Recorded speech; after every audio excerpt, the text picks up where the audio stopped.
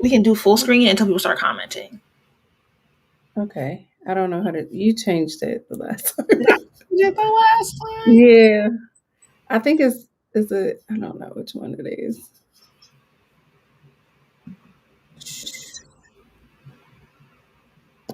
Hey everyone.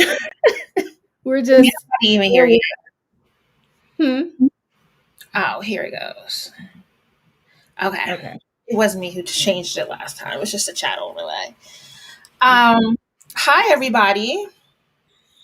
How's everybody doing? I'm using my new webcam. Let's get the angles in here.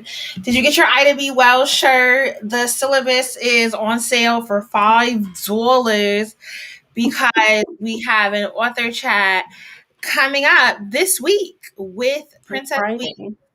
and Zakia Delilah Harris. Gotta say the whole entire name. Yeah. And we want y'all to submit your questions. So, speaking of, let me do this. Let me put the questions in the link to submitting your questions in the in the comment box because I have been meaning. If you're on Facebook, it should just already be posted. But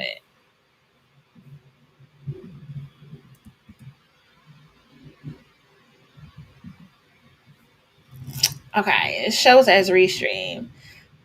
Yeah, it's on YouTube and Twitter, but not in Discord. Discord? Are we streaming to Discord now? Huh. Fascinating stuff.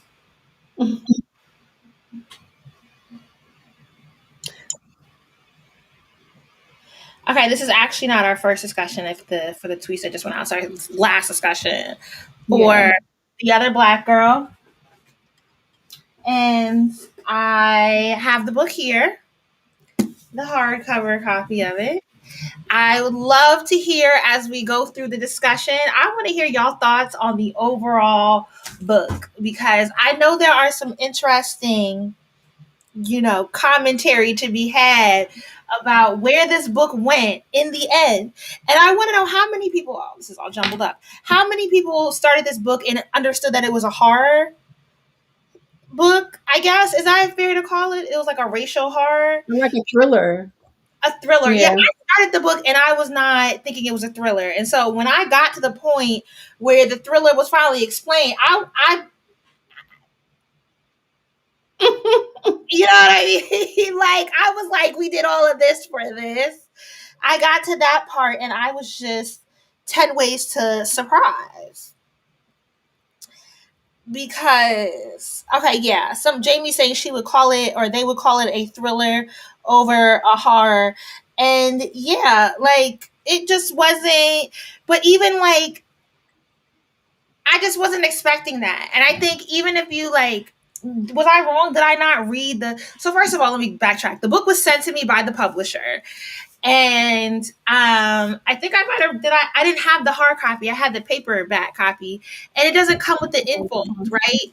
Yeah. So you got my paperback copy that I sent to you, and let's read the. It says 26-year-old editorial assistant Nella Rogers is pretty tired of being the only black girl at Wagner Books. So of course she's excited when Hazel May McCall starts working in the cubicle beside her. Born and raised in Harlem, Hazel exudes a confidence and charm that Nella has never quite possessed. But they're only just started swapping emails and natural hair care regimens when a string of unsettling events causes Nella to become public enemy number one and Hazel the office darling. And then the notes start to appear on Nella's desk. Leave Wagner now. Nella can't believe that Hazel's been leaving the notes despite her crude code switching and competitive vibes. The new black girl doesn't seem that hostile. But as Nella begins to spiral, obsess, and ultimately uncover the sinister forces at play, she risks losing much more than her career. The stakes are high, and then she could imagine far beyond P&Ls and promotions. I still don't get thriller from that. I do. Well, not from the like description, No, I'm but saying now that we read the book, okay, yeah, but I don't know that I thought I right, okay. So Ashton is saying that they listened to the book and it mentioned that this book is supposed to have a Get Out vibe, so I anticipated something thriller like to happen. I did not get the Get Out vibes I until did. I the did. hair cream popped out, and I was like, "Oh, this It can't." is. So to me, I think it is a play on a thriller. I know I see some people saying like they didn't uh get thriller to them. Mm, However, I did. Like I saw it as like, so to me it's like a psychological thriller. So it's a very specific type, and it's a play on like things that we do every single day that we would never think would like change our entire life. it's goofy though. The book is so goofy. I liked it though. That's what kept you going though. Like Is it just kept it? you like, Oh, the first chapter kept me going because I wanted to know who the black lady on the train was. I wanted her story, and then we got her story, and I was like, now could it have been like developed a little bit more, like a little bit deeper? But I feel like at a certain point it was a rush to like get to that, to like let us know what was happening or something. But I think it was like interesting. Again, like Get Out is about mind control, mhm, basically. I'm trying to like Like the ponytail in the thing, and I can't it's tell them. it's about like basically trying to control really your mind, Mhm. body, all of those things. And then what happens when you can't control someone's mind. So, but this is like a play on like mind control through a very specific type of product. Like I something mean, that we all use. And it reminded me of like the whole like uh relaxer creamy crack discussion. it was like the what was the guy who did Dear White People? He has that Netflix movie called Hair, like the thriller, Mhm. and it was giving me those vibes. I was like, okay. So just FYI for everybody joining, there are we could maybe we should type this out on the screen. Can I add a note? Let me add a graphic to the screen. I'm gonna do rounded captions, primary text.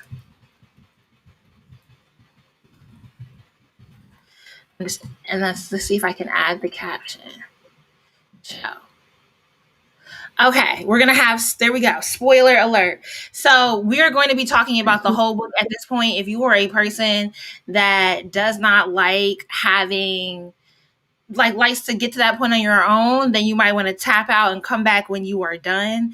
But this is meant to be a discussion where everyone can kind of just work through their thoughts before we do the author chat. We want you to please leave your comments for Zakia, because we don't take comments live during the author chat. So if you're on Facebook, the link is posted on in the Facebook invite. Is on the website for the event, and then we've also tweeted it out. So I'll post it on my YouTube channel as well, just to get questions. But I just was a little, I was a little disconcerted with the way the book kind of wrapped up. Like, we don't Oh, get to I the, hated the ending. Now I hated the ending. That was like so way. Like what is that? Like all right. okay. Okay, let's start with the note. The Let me actually open the syllabus up too while we're doing this. But the leave Wagner note. And so when we, the people or the persons who left the note, what was their point? Did we ever really get to the point of the extra characters who, it turned out the girl, there was like some group that was trying to counter the creamy crack that was, it's not even crack. Was it No, a relaxer? It was literally it like hair wasn't even a relaxer. It was just hair like oil or something, hair that had a cream. funky smell. Was it to grow your hair long? Is that what they were telling the girls? Yeah. But so here's the thing, like the Lynn and the organization that we even talked about the last discussion wasn't the group leaving the notes. That was Shani leaving the note. Yeah, but Shani's in the group. Right, but ultimately she was doing it like to me, in my opinion. So, like the way I read it is that she Oh, was she was doing doing it it to counter. outside of the group. Yeah. Yes, because they weren't moving fast enough Right. And for Shani her. had been wronged by the girl now known as Hazel Hmm. from Boston. You enjoyed all of that? Like the I like that. I like psychological thrillers, though. I mean, you know, I don't know. It's a genre of choice for me. Oh man. I think for me, if I could like overall, like the beginning of the book was really captivating. Like the first half of the book, I was like, oh, okay, I really want to know what this is going, you know. And also, we've read so many books by authors that have come out of New York City, and every time a book is set in New York, the girl, the main Black woman character, works in publishing. And so I'm like, okay, but this was actually getting a little bit more into the weeds of like, you know, there's women that had come before her. It was, you know, very New York vibes happening. And I really was interested in seeing how are all these characters going to be Connected. connected together and really seeing Nella kind of take some sort of progression. The thing is, that is what's frustrating is that Nella stays pretty linear throughout the entire book. She does. It's like no risks are taken. They start to be taken, and then it's like, like, I don't know. Yeah, so I kind of wanted Nella, like, and then Nella has the friend, and the friend is like attuned to what's happening. The friend sees what's going on. Then we get a little bit of action in the house, but Nella never, and then like to come around to the end, and Nella ends up being one of them anyway. It's just kind of like, That's what pissed me off about the ending. Like, really? we Now get what? all the way here, and Nella, but why they gotta change their names? Mm, I don't know. Like to me, it's like, well, if you're brainwashing someone, then you're changing who they are, and maybe not to like be found out as quickly. If we're thinking about like Hazel, I forgot her name, what her name was originally. But when she moved to New York, she changed her name to Hazel. Yeah, but and then it has this whole different backstory, and it's almost kind of interesting to me because if like we're making a commentary on respectability politics, and like this is how you achieve status by throwing under other Black women under the bus. Do you really have to like change your whole backstory to keep doing that? Mm, I think some of it just added to the story though. Yeah. Like, because if she wouldn't have done all that, it wouldn't have been a story. Like, so there were like multiple storylines. And I think that extended, the book. But I mean, I think it added to it. Like, you wanted to know who this chick was. Like, why did Shani recognize her? I mean, it was pretty obvious to me pretty early on. Like, oh, I thought it was going to be something more dubious than handing out hair grease. Like I was But like, it had to be that though, like, because if you think about it, like, these are things, it's inconspicuous. I can't even say the word inconspicuous. I hope I said it right. Anyway, it was easy to use that as the thing to like create, like, to change people because you're not thinking of it. Like, how did you use some hair grease in your head today? You put some oil in there today? no, because I don't put oil on my hair. I don't put oil Okay, on my scalp. What you do I to don't put your oil hair? on my scalp. I just put water on my scalp. I'm part of that no oil crew. What if that scrunchie you got in your head has some like I know, but what if I I'm saying start tickling, is I'm gonna take this shit out. Okay, so what I'm somebody. saying is it's something that we use, like we use No, I'm often. not mad at like the grease aspect of it. I just thought there was gonna be a more dubious, like, and then this grease system, it stayed the same and consistent over, like, and who was creating it. Okay, so somebody's saying Nella stayed true to character. Her character made her prime candidate to be taken over by the OBG, and like that the That's true. OBG was like a commission. Yeah. Let's It get was into a this. whole group. It was a whole like, and the like, so the people who were responsible for it ultimately ended up being a white man or person, like who was responsible for it was a white man. Well, like he kept it going, you know. He was a sponsor of the I do whole. think, this book, like, it'll make a good, if it can get in the hands of the right person, it could potentially make like a good, like, made for TV movie, like I would watch it. Netflix. You know what I mean? It needs to have a black woman in the writer's room Yes, that, like, gets in and kind of adds a it little bit doesn't need a more. Colin at all. It needs a. Not Lena Waithe, but yeah, okay. Let's get into this syllabus though and answer some of the questions because I'm gonna keep ruminating on the same factors if we don't. So let's start on page 32 of the syllabus and Shani. In this section, we find Shani working at a coffee shop. She sees a woman, Ava, that she knew from Boston and takes her picture. At a later time, we are introduced to Lynn, who questions Shani's motives. What are your reactions to Shani seeing Ava, someone she knew from Boston, unexpectedly? And I was like, oh, there's got to be Hazel. I know at this point they are not introducing another character. Like, come on, this got to be Hazel. But like, what would, like, I think that's what, like, okay, I get the suspense at this point, but the suspense at this point is like, what has Hazel done that she needs to change her identity? Mm-hmm.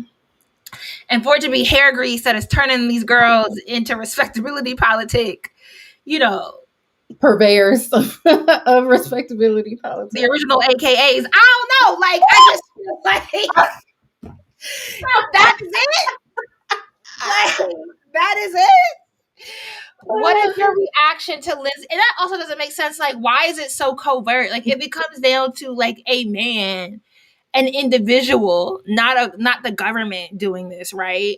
Why does Lynn's cohort of people have to be so covert about how they go about doing this? My thing is like, so if you think of, like you just said, not the government, but we're thinking of white wealthy men. They are the government. They are the ones who like, structured this whole thing. And so this person, one individual is like, to me, it's symbolic of like, you know, I guess white male patriarchy. But like he's doing it's doing what it was designed to do. So, but you can't just come out and say like, like I don't know, like it's put this hair grease in, it'll change your whole perspective on life. Like so It's kind of crazy. Yeah. but so it's a question about Lynn's behavior.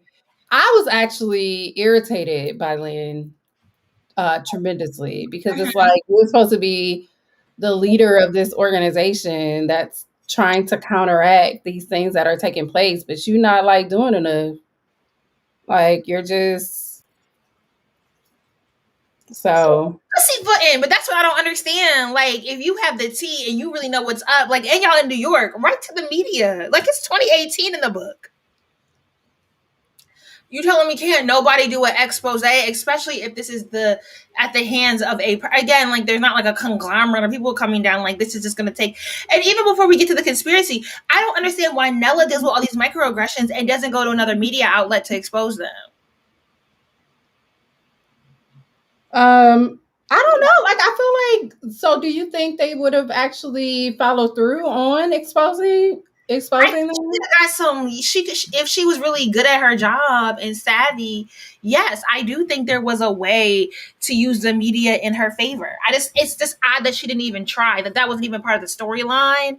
That she didn't. She had no chutzpah. right? She just kind of went with it. But I guess, yeah, she'll be easy to create a character around in film because there's a lot of things, different things you can add that she does because she doesn't really do a whole lot than complain to her boyfriend and her best friend. Yep.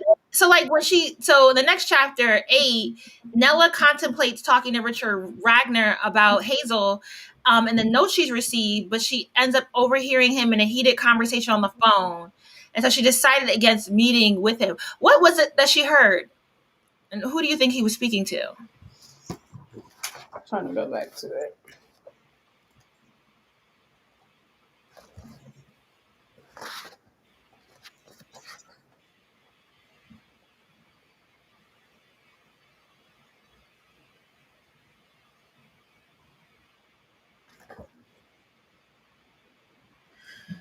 Oh, and also, Saritza is saying, I may have missed this something, but not sure about the clues Nella had that the white boss was having an affair with a black woman. Like, why black?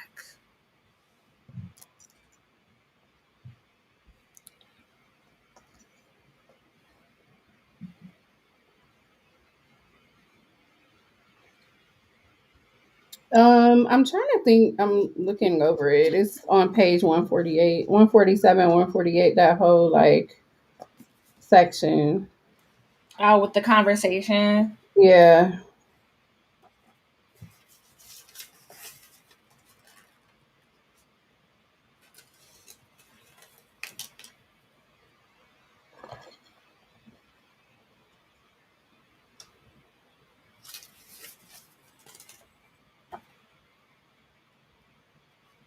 I don't know if it was implied that it was a black woman.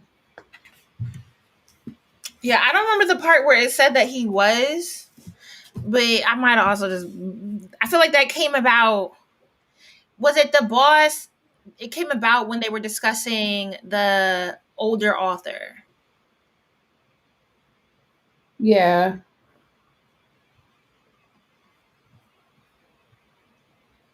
So it was that wasn't like the race of the person wasn't discussed, but I think some for some reason she thought that it taught like the whoever he was talking to was like a woman or something because of the way he was talking to her.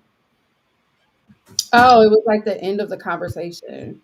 No, at the end of the book, maybe that he was talking to Diana about his. Nella assumed he was talking to a black woman on the phone. No, no, he said, "Okay, love you too. Bye." So I think because of the way he was talking to the person, she assumed that it was a woman, but Nella did assume, like, so it was somewhere else in the book that she assumed that it was a black person. I don't know how that could be assumed from this conversation. So But how many folks were triggered by this book? Because some people in the book club have stated, I saw on Facebook, that they put the book down because it was triggering and they didn't want to have to relive their own work environment. But have you ever had a feeling that you were competing against the other black girl? Is this like the pet to threat narrative? Also, even though Nella has a flat trajectory, that all the white people are manifesting who she ain't even do nothing, and they didn't see her as a threat, which I guess is kind of the point. But have you ever felt like you were competing against the other black girl or women or a woman within your place of employment or any other organization?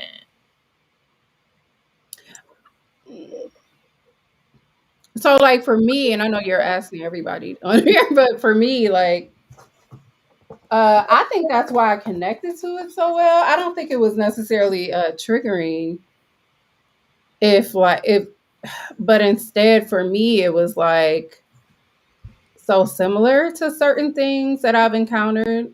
Not just at work though, like in other settings. Like this idea that because like when you become like uh when you're no longer the only black person or black woman specifically in a setting, like it's like a competition almost. Mm. And other people like put you against each other or attempt to anyway. So I've had circumstances where like the other person has been evil like evil towards me. Mm. Dang. Okay, I'm sorry. I'm we'll come back to this, but somebody was saying that to clarify about the dating a black woman, he made mention of it at the poetry party. Oh, okay. So that comes later in the book. Yeah. Because it's saying she says later, I'm still not unconvinced his mistress isn't a black woman, but Hazel, because Hazel was getting cool with him. Like Hazel was in cahoot, trying to get in cahoots. So I can see that part, like that, like thinking. So actually, I did think at a certain point, like maybe Hazel and Richard were like I didn't. doing something. Chaos was a goofy old white man. I found myself getting anxious and upset on Nella's behalf, and I didn't really even like Nella. Maybe that's it. Like we might not have experienced explicit circumstances that are but like there's something about that we understand. And I think that's the same thing that I feel. This is a similar feeling to like Such a Fun Age, where you get these like flat characters that just don't have. I mean, Amira, I could kind of synthesize as my own bias, right? Like, why do I expect every black woman to have this great ambition? Nella, though, has an ambition, is motivated by an ambition, but just doesn't kind of ever have the wherewithal to say, all right, maybe I need to strategically reassess.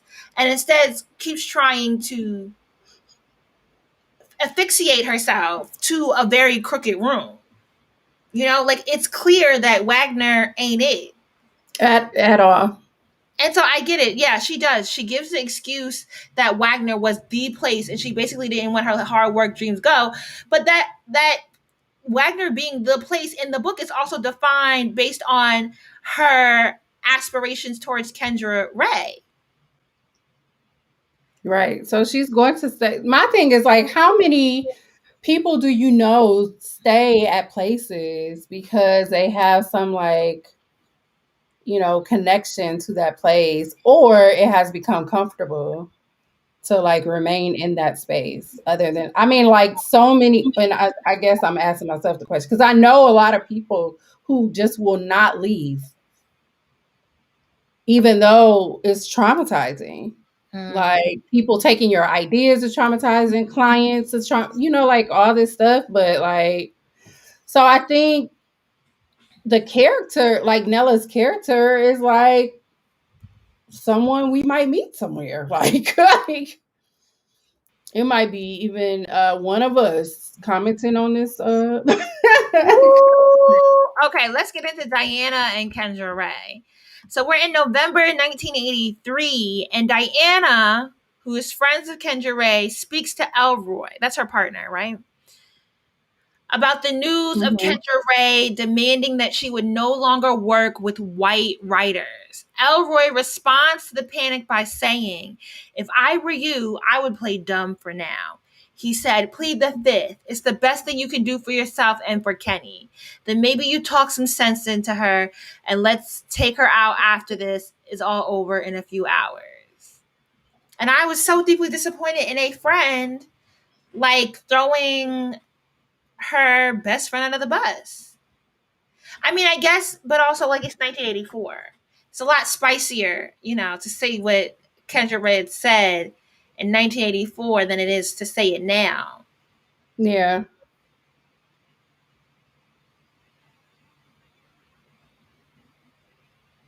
I don't know. Like, so I'm thinking of like the 1980s, um,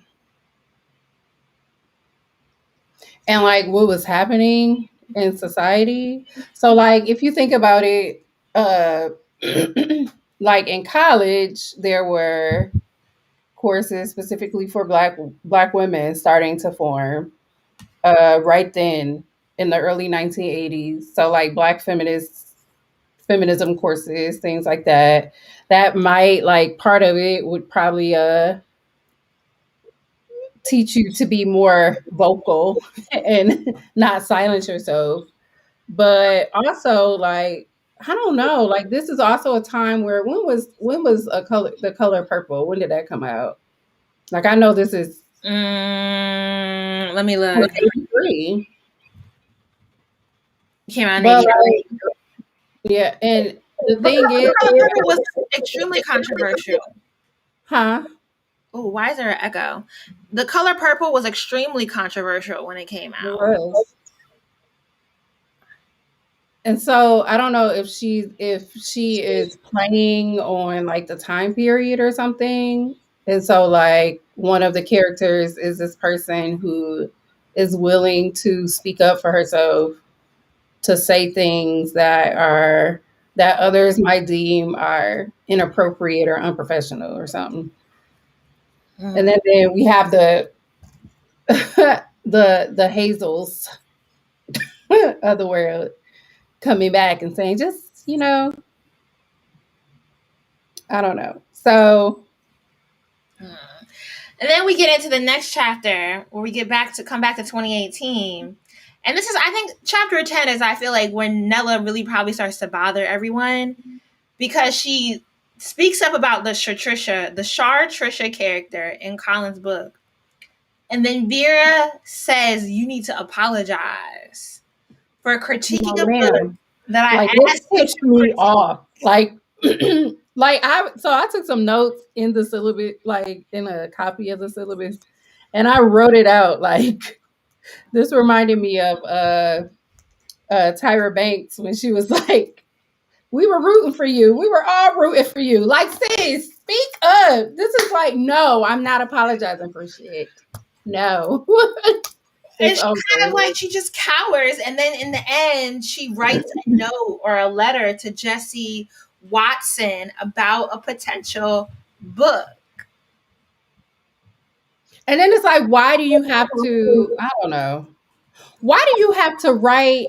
Why are you allowing, in my opinion, black men, like, so he has the means of speaking up, but you can't speak up?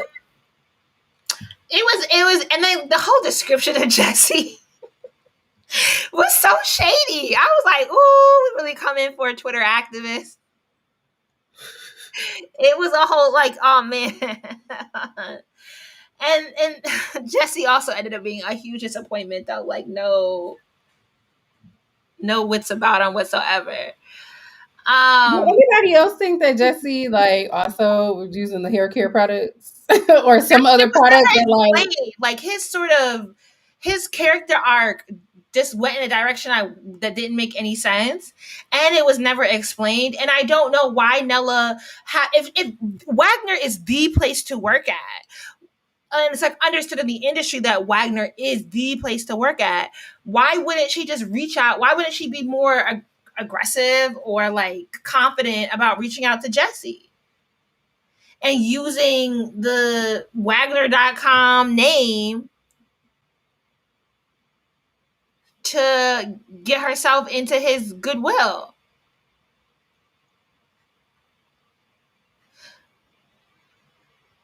Okay, they said at the end that he was converted.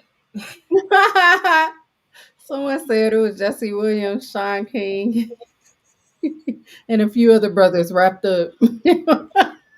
It, it, Whew. it sure was. It was kind of hilarious. Yes. Oh my gosh. He was just hotepish. So that just He was irritates an me. OPM at the end. Yeah, I think Oh wait, okay.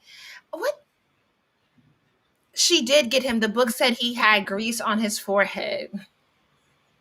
yeah, so yeah. Because Uh, he had his whole personality was I different. must have I So must have breezed past something in the end. I also read this book back in like February or March. Um,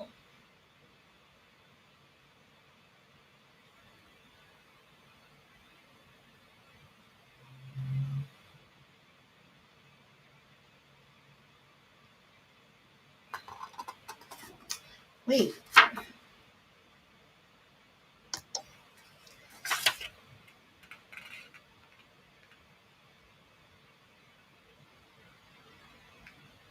but I don't think she did a good job of explaining what was happening.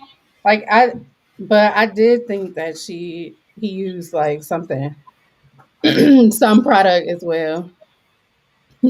What was it? Not on his forehead.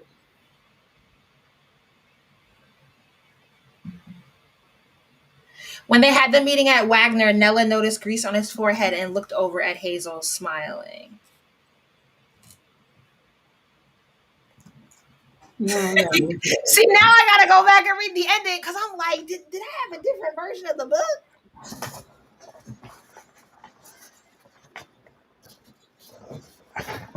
I don't remember. Dag, I don't remember Nella once she was converted going back to Wagner.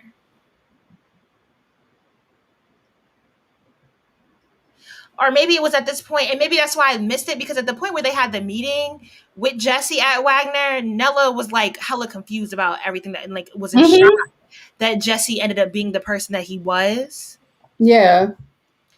and going with everything. And maybe that's why I missed it because at that point, the grease had not been set up as like, we don't get, we're still like in the middle of the book. We don't get to the grease part of it until later on. I'm like, wait, I don't remember there being a significant moment where it explained that. But they might have like glanced over it if I can Okay, find yeah, it. because Nella has started putting the grease in her hair, Yeah. wondering why it smelled the way it smelled. So that was the end then.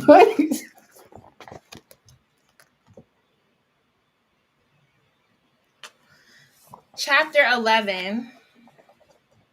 While Nicole figures out this closing of the book. So in chapter 11, we're still in 2018, and the chapter takes place during an agent meeting at Wagner. During this meeting, Hazel invites the other assistants to her Young, Black, and Lit poetry event, which we've been discussing, a fundraiser at Curl Central. Nella contemplates attending, even though she has another meeting with an agent and plans with Owen. During the meeting, they discuss Colin's novel, and several employees question if the book will be able to reach damaged communities who might not be able to read. For example, Amy mentions, I'm sorry, but I'm going to have to be the heartless old witch and ask everyone here at the table, as much as it pains me, do people that Colin is writing about buy books? Or are they focused on simply buying more opioids? Oh my gosh, I just don't know. And this is another like, why would Nella cancel the important meeting she has with another agent, especially when things are going so badly at her job, to meet with the person who is giving her ire?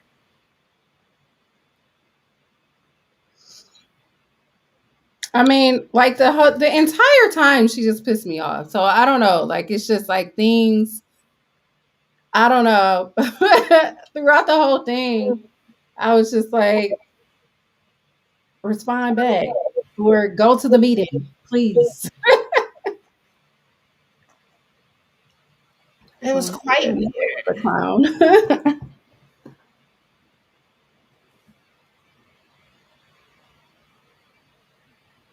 Hmm. Okay. Have you ever experienced similar circumstances? What?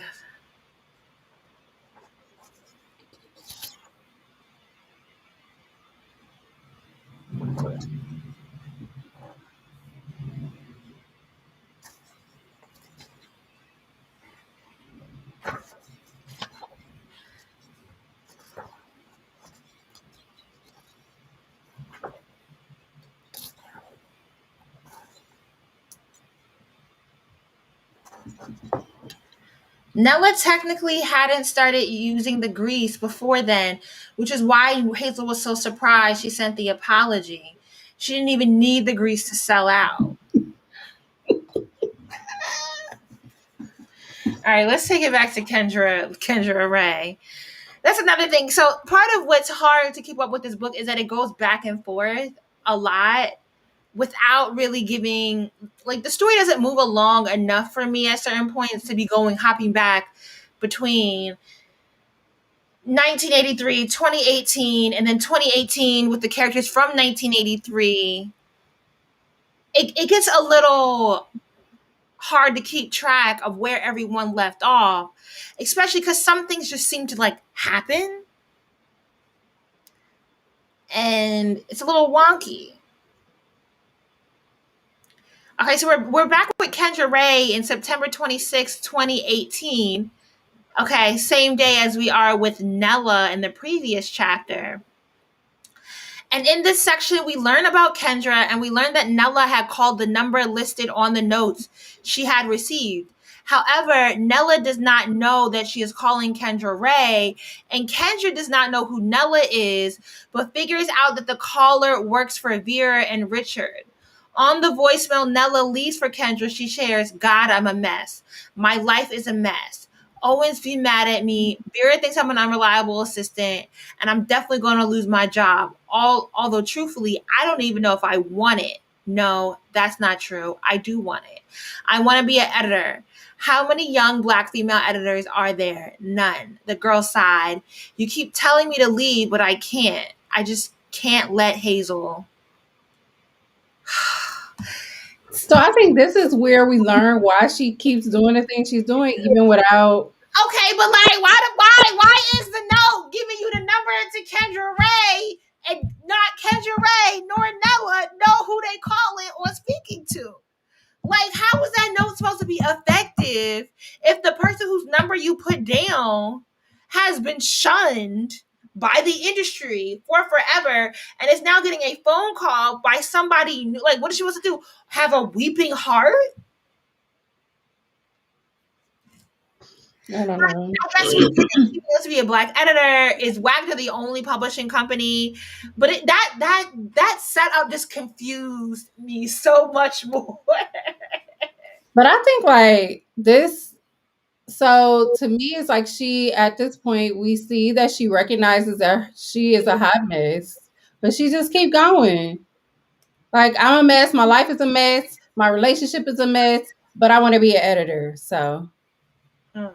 why am I calling you? But I need answers, so I'm calling you. Like, But she doesn't know who she's calling, so she can't even be like, "Oh, I need." Like, how would, like, let's say hypothetically, Kendra had answered the phone. What would that conversation have been? Like, hello, hello, who's this? Like, it was just weird. And like, if this person's been shunned, why would they trust anybody? Like, why would Kendra be inclined to trust anything that Nella's saying after she's been burned by her best friend?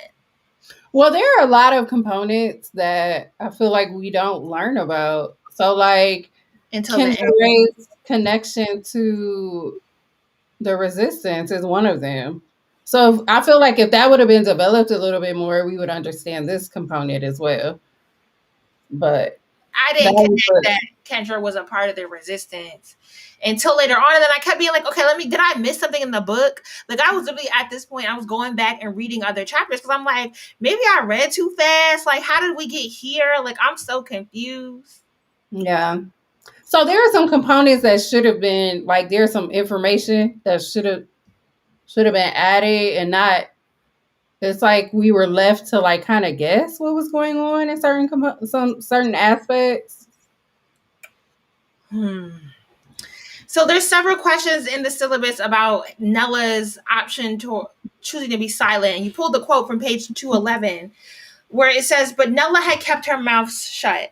Slowly but surely, in the hopes of making the ride a bit smoother, in the hopes of getting a promotion, she accepted every excuse. She picked her battles, if she dared pick any wisely. After all, that was what she had been taught, to stand still for so long that when you started to run, they'd be dumbfounded that they wouldn't even follow. Well, that was what Nella had been doing, standing still. That does that make sense to y'all? Like, you stand so still. I'm on page 47 of the syllabus. You stand so still that when you start to run, they don't even know to follow. So they can't come after you because you let them get over you for so long.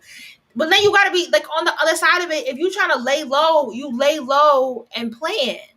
You lay low and you strategize. You lay low and you make your moves without being loud and boisterous. Yeah. But you don't like you Nella was not standing still. Nella was a doormat. Mm-hmm. But it's like in even these like internal dialogues that she has, like she's talking herself into not running, not leaving.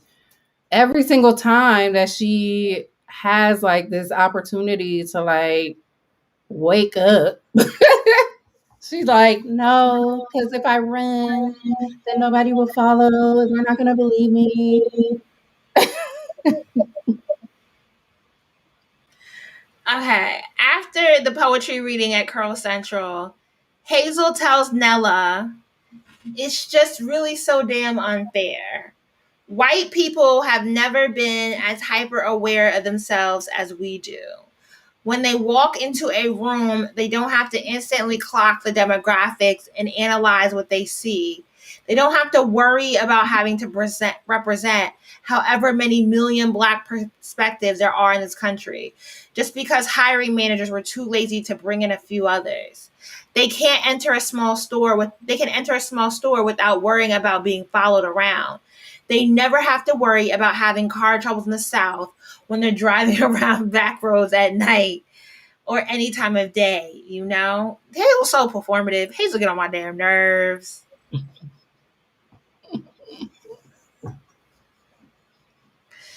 But you know, she appears to understand the double consciousness, but still continues to appease the needs and concerns of people like Richard and Vera.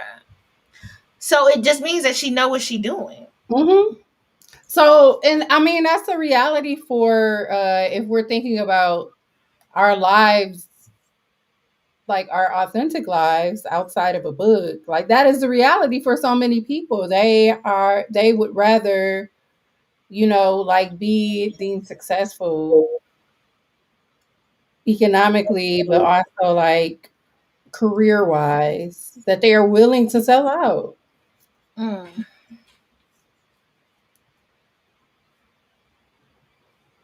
So like, and I think it said it somewhere in the book that Hazel wasn't, you know how they differentiated between like the voluntary uh OBGs and the ones who had to be forced. I think Hazel, they said Hazel was a voluntary one.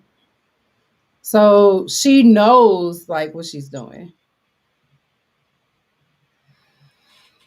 I want to know who were the ones that were forced and how were they forced? Like, how are they forced in the hands? All right, let's move it to Shani the next day in 2018.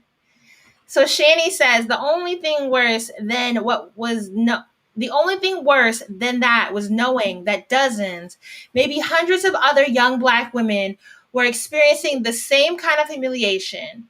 Too young, same kind of humiliation too, and young Black women were the cause of it. Hundreds of young Black women, probably more, were undergoing severe personality changes all over the world. The degree to which they were changing varied from person to person. Some spoke differently, others dressed differently, but the most important thing that was that change wasn't superficial. It went down to each and every one of their souls. There was something else entirely. They were something else entirely, something close to alien, although Lynn wasn't out there enough to suspect that these OBGs or whatever it was that was changing them had landed from outer space.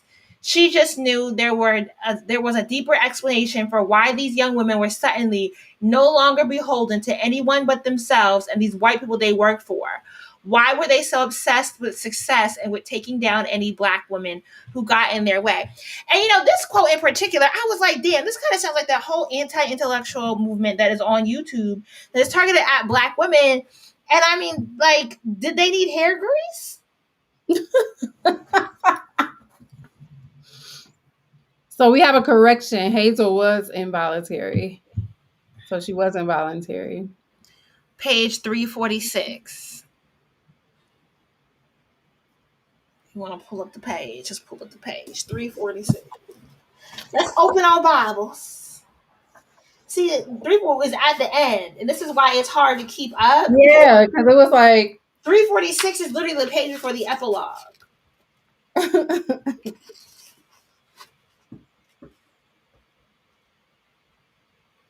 But what are people's thoughts on like the whole concept of the OBG? I don't think but hair grease is necessary for a lot of people. I mean, yeah, like plenty of people, you can just incentivize it and they'll go for it.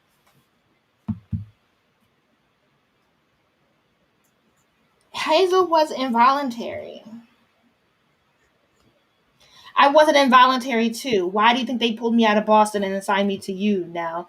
And then these girls are getting assigned to candidates like Big Brother. Yep.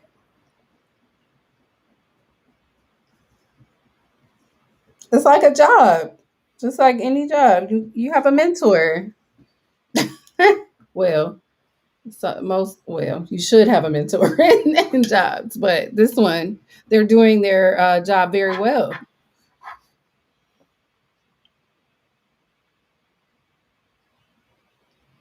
I'm trying to like read this last page again because I'm just like, I was so thrilled that like And then someone asks, see, why would anyone want that kind of life? Aren't they basically saying that these women would rather be a shell of person than feel anything? It doesn't make sense to me. What do they gain? And I think what it is like one of the things that I think Hazel had said was um,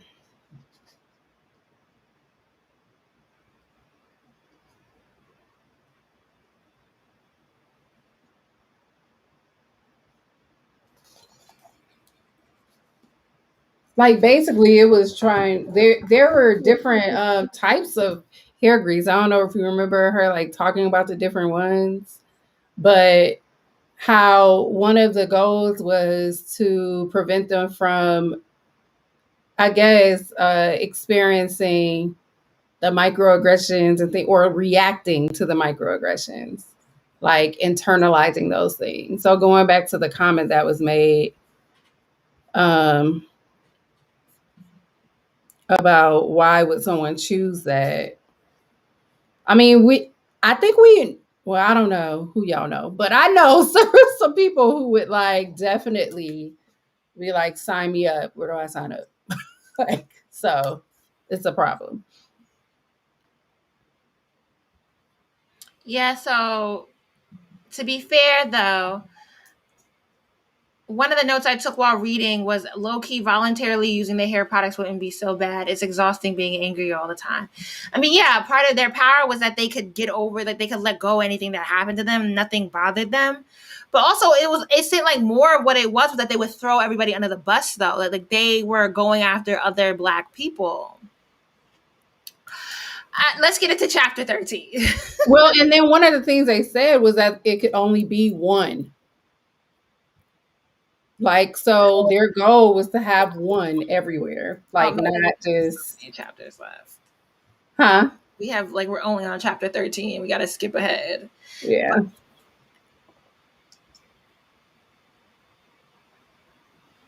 But it's cool that Malika had enough wits about her to like be like, I'm not putting nothing I don't know about in my hair. Um,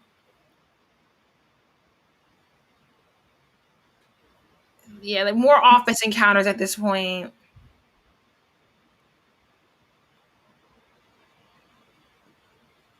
So I think it's good. Like, so if we're skipping ahead, the section where it talks about Diana, um, like we in that section we learned that these women are called lead conditioners. So they're the literally conditioning people. It's a play on words. Diana reflects on her relationship with Kendra Ray and her choosing her career over friendship and self empowerment. She shares, she'd seen she'd seen me dilute myself and my career. Even worse, she read what I told that interview in '84, the year after she vanished. I've known Kendra Ray Phillips as a friend and sister for years, and while I love her dearly, I truly believe she has severe mental stability issues. Whew. Please forgive my friend for any pain or hurt she has caused. All writers matter. All stories matter. That quote did us in. Like, girl.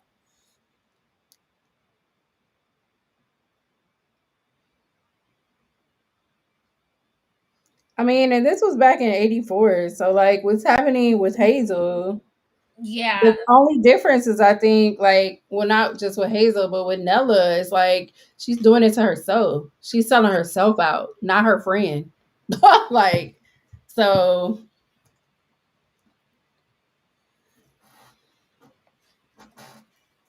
Ooh, this book hit on all the locales. I proceeded to tell him how I recently returned to Newark and ran into Amani, a childhood friend I'd also attended Howard with, in the freezer aisle of Wegmans. How I asked her what she'd been up to since the two of us had fallen out of touch after graduating. And she told me that she recently received her PhD in chemistry from George Washington University. She started working at a cosmetic company just a few months earlier. And so we get into how, like, the whole thing with the, how it started. yeah, which was still weird. And I actually went to Howard and George Washington University, but like, um, GW is a PWI. Relaxed her, helped her. But then the quote you pulled in the syllabus is, and I sleep a lot better if the last big batch you concocted didn't make these girls so darn competitive against their own. I snapped. I'm very concerned about how often our lead conditioners end up being the last black girl standing in the office. That's not what the grease is for. But like, they didn't change anything.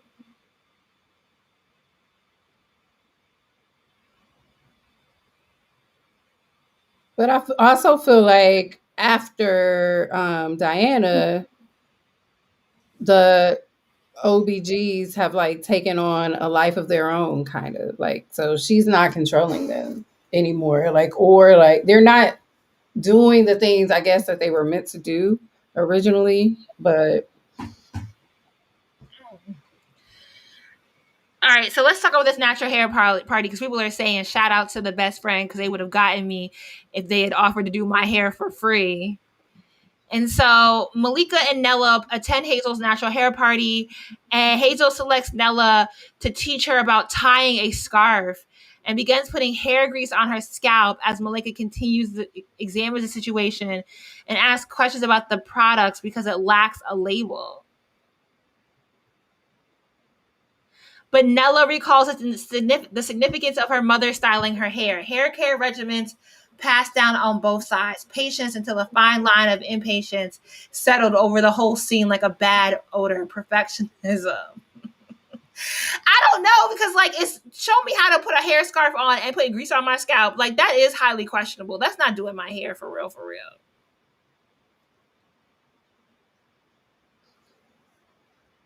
it isn't. I don't know. Like, but I don't know if I would have even questioned like the. I think the only I don't know. I don't know if I would have questioned like what they were putting in my hair. Like, as long as it wasn't like a relaxer. Ain't nobody putting grease on my scalp. I But barely, that's I you. barely put You just grease on said my you put scalp. water in there. I like. And so, and then, well, in the next chapter, Nella, when she goes to the bathroom, ends up like looking through Hazel's room, and she recognizes the handwriting associated with the pictures as Richard Wagner's, and she also recognizes that the women downstairs were all part of the collection of photos. And while sifting through the photos and notes, Malika alerts Nella that the two of the women from downstairs are headed to the bathroom. And she overhears Kira and Ebony, the two that go to the bathroom, say, "Do you think Nella like left or something?" No clue. She's involuntary, right? So funny. Why wouldn't you want it? My mother would have killed for this stuff when she was my age. I don't think like this whole concept of like it wouldn't even like Nella kind of feels like a pushover anyway. Like, why was she involuntary? Because it doesn't make sense. Like, if the whole idea was to get this grease to her, couldn't Hazel just have offered it? She could have, because I think she would have taken it. So Absolutely. Sis ain't got no backbone. But instead you come at her and you gotta like you gotta treat her wrongly in order to put grease on her scalp. And then the bitch that's been throwing you under the bus is greasing your scalp. Like your frenemy at work is putting you trust that? Nella?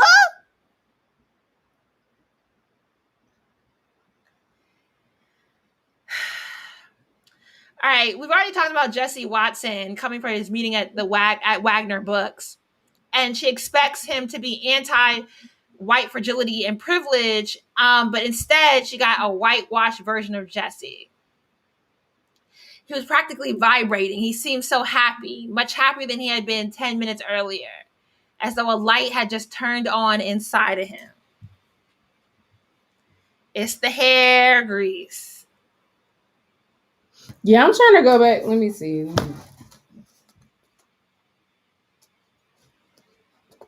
And then once Hazel does tell Nella about the smoothed out, it's called smoothed out, much like get out. The Jordan Peele references are a little heavy into here.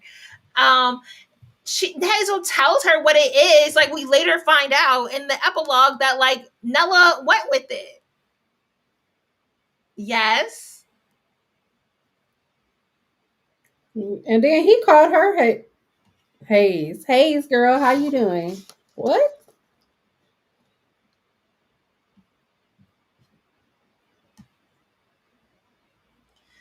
Look at your face.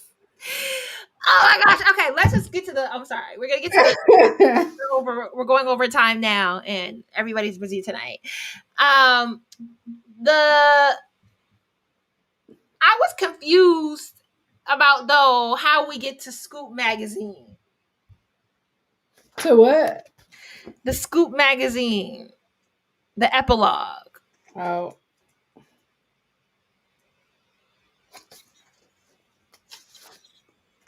Oh. I think it's just like a change of scene.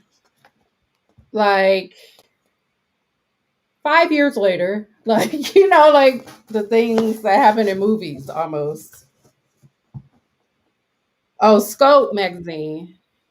I'm like Scoop. Oh, so my bad. I can't read. I'm tired. I've been at the computer all day. And so Shani is at this magazine. She's getting ready to write an expose on OBG. She's in Portland. Is she in Portland, Oregon? Is she in Washington State or something? Seattle, Washington. She's Portland. she went on white people states, which is really odd. And then Nella pops up, and all of a sudden, like before she realized Nella is there.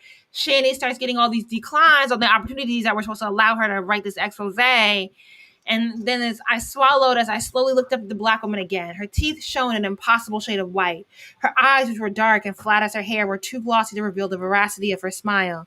But then she spoke, and her polished, practiced tone, striking an all too familiar chord within. Now, Shani, tell me. Nellie came closer, put a cool hand to my shoulder. What's it literally like? You can be real with us. What does the closing scene in the epilogue suggest about trust in Black friendships and coworker relationships? These syllabi cost me so much money to produce. Y'all need to buy them. And buy this one because I wrote it. Okay. Uh, It's on sale for $4.99 until the author chat.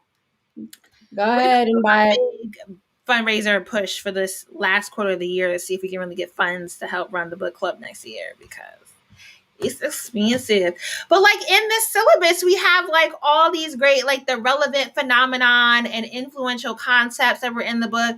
So, you discussed race in the world of publishing, Black women in publishing since the 1980s, a sunken place, double consciousness, impact of microaggressions, tropes of Black womanhood, politics of respectability, and the politics of hair. We get into all of this in the syllabus. All of this. Nicole did a great job. Someone said, I think the book would have been better if the roles were reversed and Nella was trying to convert Hazel. I think that would have been like a really, yes. I don't think Nella had to have one pulled over her eye, like the wool pulled over her eyes in order to get into it. She would have been down with it from the jump. Yeah. I think so either Hazel or Malika, her best friend. Mm-hmm. Now that would have been a thriller.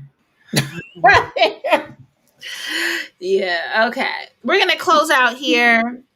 Remember the $5 holla, get the syllabus. If you can spring it, get the shirts. Ida B. Wells. Tony is a bestseller.